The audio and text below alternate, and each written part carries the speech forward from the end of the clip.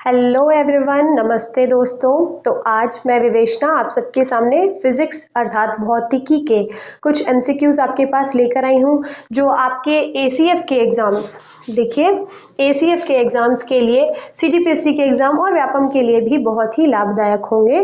तो चलिए आज हम इस सीरीज को शुरू करते हैं, ठीक है। चलिए देखिए, सबसे पहला क्वेश्चन क्या है, शक्ति का मात्रक है। देखिए इसके ऑप्शंस देखते हैं, हर्ट्ज, वोल्ट, वॉट या न्यूट्रॉन। इन चारों ऑप्शंस में हमें यह पता करना है कि शक्ति का मात्रक क्या है। तो देखिए हमारा आंसर क्या होगा, option number C, watt. Watt है शक्ति का मात्रक। हम यह जानते हैं कि शक्ति क्या होती है। देखिए फिजिक्स में, भौतिकी में शक्ति या विद्युत शक्ति वह दर है जिस पर कोई कार्य किया जाता है या ऊर्जा संचरित होती है। ठीक है, मैं आपको समझाती हूँ। देखिए शक्ति मतलब पावर, पावर को हम P से रिप्रेजेंट करते हैं। शक्ति अर्थात किया गया कार्य, किसी एक समय अंतराल में किया गया कार्य या कार्य और समय का अनुपात ही शक्ति कहलाता है। कार्य का मात्रक क्या होता है, कार्य का मात्रक होता है जूल, और समय का मात्रक क्या होता है, समय का मात्रक होता है सेकंड। तो जूल और सेकंड का अनुपात, या यूं कहें कि कार्य और समय का अनुपात कहलाता है शक्ति, और शक्ति का मात्रक है जूल प्रति सेकंड, जिसे हम वॉट कहते हैं या वॉट कहते हैं। ठीक है, तो यह है इसका एक्सप्लेनेशन। चलिए अब आगे चलते हैं। अगला क्वेश्चन क्या कहता है, देखते हैं। देखिए अगला क्वेश्चन है, विद्युत शक्ति की इकाई है। ये सेम पहले क्वेश्चन की तरह ही है, बस शब्दों का खेल है। वहां शक्ति का मात्रक पूछा गया था और यहाँ विद्युत शक्ति की इकाई पूछी है। इसके ऑप्शंस हैं एम्पियर, वोल्ट, कूलम और वॉट। इसका भी आंसर ऑप्शन नंबर डी होगा, वॉट, सेम पहले क्वेश्चन की तरह। ठीक है, अगला क्वेश्चन, बल का मात्रक क्या है। बल अर्थात फोर्स, फोर्स का मात्रक क्या है। देखिए ऑप्शंस, फैराडे, फर्मी, न्यूटन और रदरफोर्ड। तो इसका ऑप्शन आंसर है ऑप्शन नंबर सी, न्यूटन।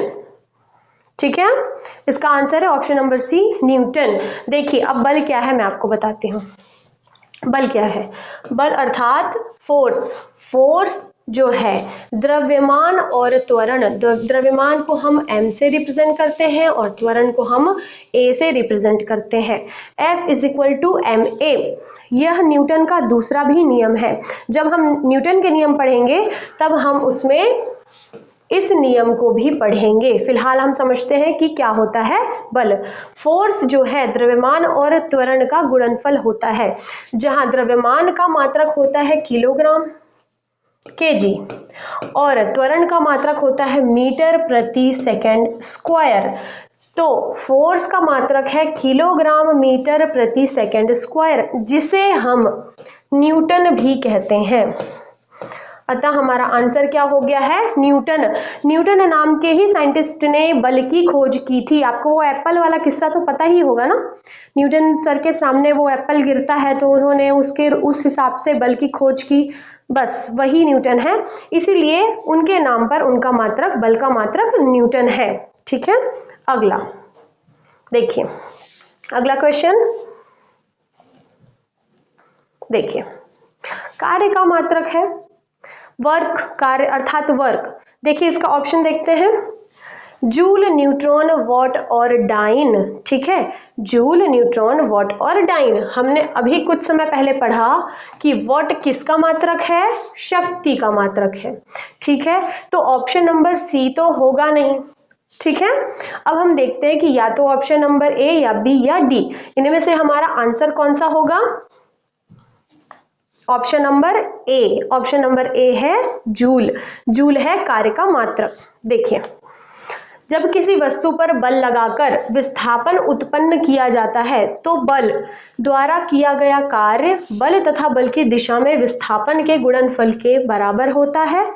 ठीक है, विस्थापन का मतलब क्या होता है। देखिए यदि कोई वस्तु यहाँ रखी है और उस वस्तु को हम फोर्स लगाकर इस स्थिति तक ले आते हैं, इस जगह पर ले आते हैं, तो यहां से यहाँ तक जो वह दूरी चली, उस वस्तु के द्वारा जितनी दूरी चली गई या विस्थापित हुई है, यह उस वस्तु का विस्थापन कहलाता है।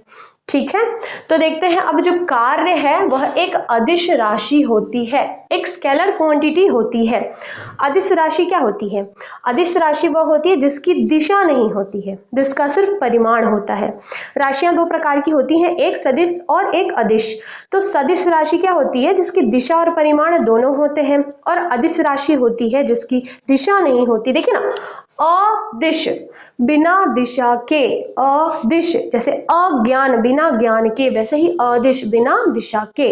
आप इस चीज को अच्छे से डिफरेंशिएट कर पाए, इसलिए मैं आपको ये एग्जांपल दे रही हूँ। ठीक है, तो अदिश राशि होती है। ठीक है, इसका मात्रक न्यूटन मीटर होता है, जिसे हम जूल कहते हैं। इसका मात्रक न्यूटन मीटर होता है, जिसे हम जूल कहते हैं। अर्थात जूल जो है किसका मात्रक है? जूल जो है किसका मात्रक है? एक तो कार्य का मात्रक है, साथ ही साथ जूल जो है वह ऊर्जा का भी, एनर्जी का भी मात्रक है। वर्क और एनर्जी का मात्रक जूल है। ठीक है, दोनों का कॉमन मात्रक है, इस चीज को आप याद रखिएगा। ठीक है, अब आगे बढ़ते हैं। देखिए अगला क्वेश्चन है, आवृत्ति को मापा जाता है। ठीक है, आवृत्ति को मापा जाता है। ऑप्शन देखिए, किन किन ऑप्शंस में मापा जाता है? हर्ट्ज में, मीटर प्रति सेकंड में, रेडियन में, या उपयुक्त में से कोई नहीं, या इनमें से एक से अधिक। ठीक है, उपयुक्त में से एक से अधिक का अर्थ क्या होता है कि इन तीन ऑप्शंस में या एक से अधिक चीजों से आवृत्ति को हम माप सकते हैं, या आंसर एक से अधिक हो सकता है। ठीक है, तो देखते हैं इसका आंसर है ऑप्शन ए, हर्ट्ज। हर्ट्ज में हम आवृत्ति को माप सकते हैं। हम जो ध्वनि, जो मानव के जो कर्ण होते हैं वह ध्वनि सुन सकते हैं 20 हर्ट्ज से 20,000 हर्ट्ज। मैंने कहा ना, आवृत्ति हर्ट्ज में हम जो ध्वनि सुन रहे हैं 20 से 20,000 हर्ट्ज तक के बीच की ही ध्वनि मानव अपने कानों से सुन सकता है। ना 20 हर्ट्ज से नीचे की ध्वनि और ना 20,000 हर्ट्ज से ऊपर की ध्वनि मानव अपने कानों से सुन पाता है। इस ध्वनि को श्रव्य ध्वनियां या श्रव्य परास बोलते हैं। ठीक है, आगे बढ़ते हैं। देखिए आवृत्ति का ऐसा ही मात्रक हर्ट्ज होता है और एक सामान्य मनुष्य 20 हर्ट्ज से 20,000 हर्ट्ज की आवृत्ति की ध्वनि को सुन सकने में सक्षम होता है। ठीक है, चलिए अगला, प्रकाश वर्ष मात्रक है। प्रकाश वर्ष मात्रक है, किस चीज का मात्रक है? ऑप्शंस देखते हैं। प्रकाश की तीव्रता का, समय का, दूरी का, या प्रकाश वेग का।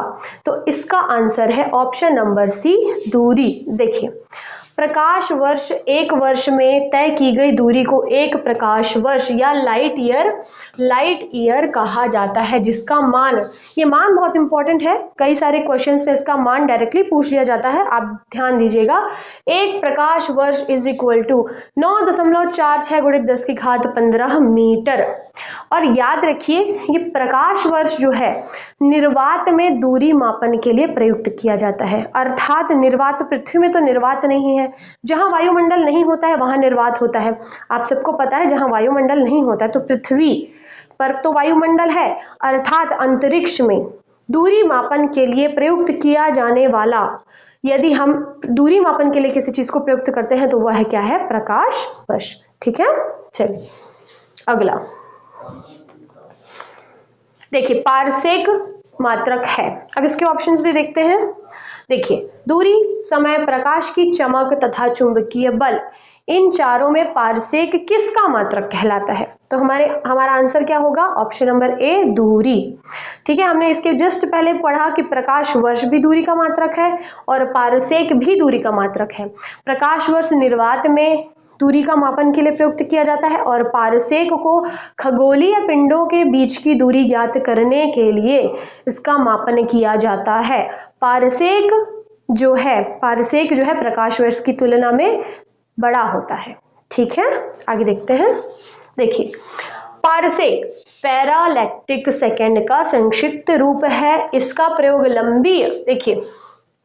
लंबी खगोलीय दूरी को व्यक्त करने के लिए के संदर्भ में किया जाता है। 1 पारसेक का मान क्या होता है, 3 × 10⁻16 मीटर। और मैंने आपको क्या बताया था, 1 प्रकाश वर्ष का मान 9.46 × 10⁻15 मीटर, अर्थात 1 पारसेक 3.262 प्रकाश वर्ष के बराबर होता है। ठीक है, चलिए इसको आपको याद करना पड़ेगा, ये सब तो निकाले हुए मान है, ये सब आपको याद करना पड़ेगा। ठीक है, चलिए अगला देखिए, माप की कौन सी इकाई को 0.39 से गुणा करने पर इंच प्राप्त होता है। ठीक है, ऑप्शंस देखते हैं, मिलीमीटर, सेंटीमीटर, मीटर या डेसीमीटर। ठीक है, तो इसका आंसर है ऑप्शन नंबर बी, सेंटीमीटर, अर्थात 1 सेंटीमीटर बराबर 0.39। इससे अगर हम गुणा करेंगे तो हमें क्या प्राप्त होगा, इंच प्राप्त होगा। ठीक है, देखते हैं, देखिए 1 सेंटीमीटर बराबर 0.39, अतः सेंटीमीटर इकाई में इससे गुणा करने पर हमें क्या प्राप्त होगा, इंच प्राप्त होगा। ठीक है, अगला देखते हैं, देखिए 6 फीट लंबे व्यक्ति की ऊंचाई नैनोमीटर में कैसे व्यक्त की जाएगी लगभग। ऑप्शन देखते हैं, ये 4 आपके पास ऑप्शन आते हैं। सबसे पहले तो आपको यह पता करना होगा कि नैनोमीटर और फीट में क्या संबंध होता है। तो देखिए पहले इसका आंसर देखते हैं, इसका आंसर है ऑप्शन नंबर सी। अब ये सी ऑप्शन नंबर कैसे आ रहा है ये मैं आपको बताती हूँ। देखिए 1 नैनोमीटर बराबर 10⁻⁻9 मीटर होता है। ठीक है, और 1 फीट बराबर 0.305 मीटर होता है। ठीक है, तो 1 फीट बराबर देखिए 0.305 गुणित 10⁻⁻9। ठीक है, एक तो हम ऐसे लिख सकते हैं, या फिर यूं कहें, इस दशमलव को यदि हम 2 संख्या आगे बढ़ाएं 0.5, तो इस यहां पर से 2 शून्य कम हो जाएंगे, 10⁻⁻7।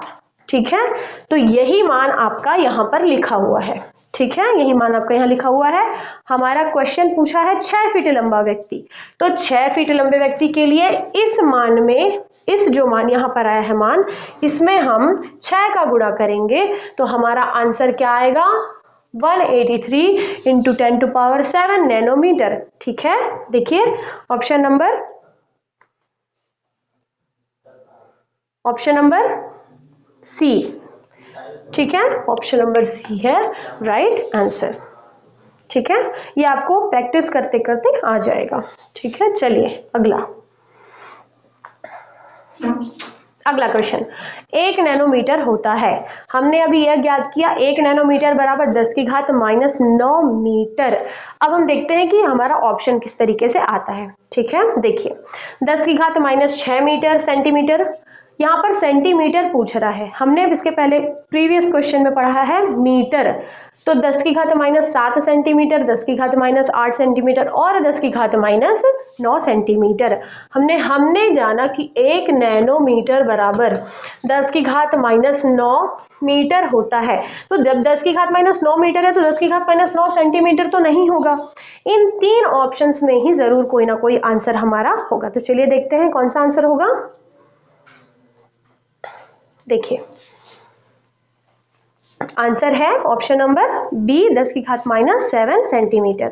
ठीक है, देखिए नैनोमीटर मीट्रिक प्रणाली में लंबाई मापन की एक इकाई है, अर्थात नैनोमीटर से हम लंबाई को मेजर करते हैं या मापते हैं, जो 1 × 10⁻⁹ मीटर या फिर 10⁻⁹ मीटर के समतुल्य है। उसी प्रकार 10⁻⁹ मीटर या 1 नैनोमीटर जो है 10⁻⁷ सेंटीमीटर के समतुल्य होगा। ठीक है, तो इस प्रकार आपकी यह सीरीज अभी कंप्लीट होती है। ठीक है, तो देखिए आज आपका ये एमसीक्यूज का सीरीज हो चुका है कंप्लीट। हम आगे भी आपके लिए इस तरीके की सीरीज लाएंगे, और अगर आपको कोई भी क्वेरीज हो, कोई भी क्वेश्चन से रिलेटेड कोई भी डाउट हो, तो नीचे लिंक में ऐप की साइट दी हुई है, आप जाकर ऐप डाउनलोड कर सकते हैं। और यदि इस MCQs की PDF चाहिए तो आप टेलीग्राम चैनल पर भी जा सकते हैं, जिसकी साइट या जिसकी लिंक हमारे नीचे डिस्क्रिप्शन बॉक्स पर दी हुई है। और बाकी कोई भी क्वेरीज के लिए नंबर भी आपको प्रोवाइड कराया गया है, तो आप उस पर भी कॉल करके बात कर सकते हैं। बाकी थैंक यू।